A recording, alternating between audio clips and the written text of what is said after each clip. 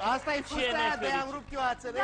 Uite și a venit Ai și grijă să... Stoiane, uite că acum rupe ața aici.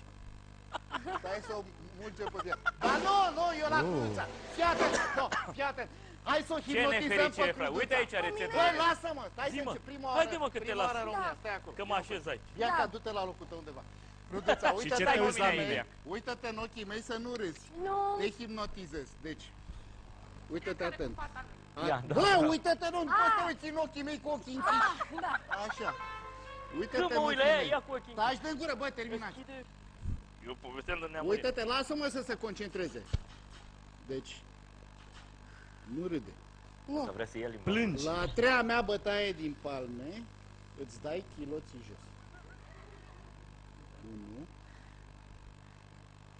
Dar cu ce bați? Cu ce mâini? Gata? Baby, take off your coat. Real slow. Take off your shoes. I'll take off your shoes, baby. Baby, take off your dress. Yes, yes, yes. You can leave your head on. Ooh. You can leave your head on. You can leave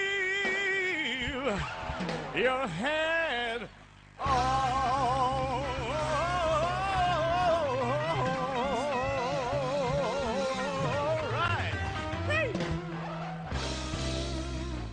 Uitați cu ce budigăi umblă Cruduța. Pentru prima oară în istoria emisiunii Un Show Păcătos, o asistentă își dă jos chiloții în direct. Stoiane, dar ce putere de convingere ai, Și încă, stai că încă n-am arătat tot. Dacă te duci... Dacă îmi dau și eu chiloții, Dacă te duci... Așa faci acasă în fața oglinzii. La conducere, știu. Prima bătaie din palme ne mărât.